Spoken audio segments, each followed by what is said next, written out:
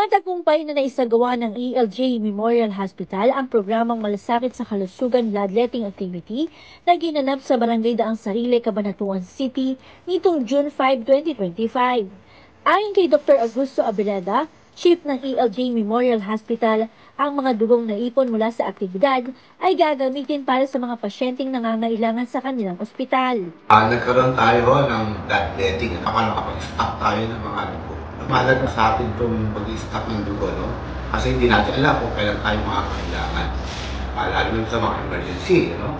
Kaya importante, may nakatabi tayong mga dugo para kung may nakailangan, alam natin ito malaking bagay para makapagtulog sa buhay.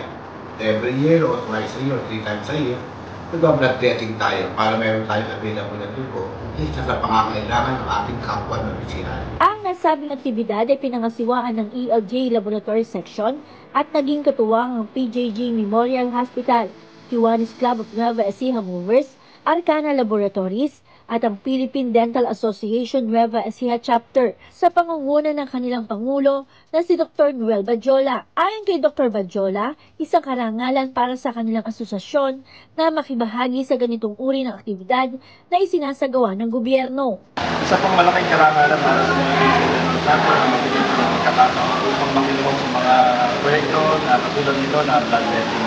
Actually, marami pong mga activity ng dental sector, lalo-lalo na pagdating sa kalusugan ng bibig.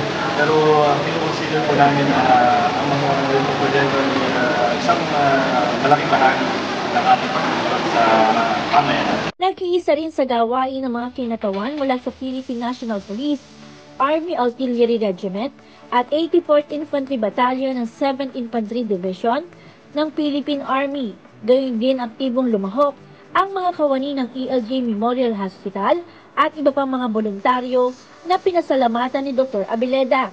Dagdag pa ni Dr. Abeleda ang bloodletting activity kasama ang iba pang serbisyong medikal ng ospital ay buong suporta mula kay Governor Aurelio Oy Umali. Ayon sa kanya, layunin ng gobernador na higit pang itaas ang kalidad ng serbisyong medikal na naipagkakalob sa bawat Novo Ecijano. Sa ating mga kapwa na Ecijano, ito po ating ELJ Hospital ay open po sa ating lahat. Ano? Marami po tayong serbisyo dito na binibigay para sa atin. Ano?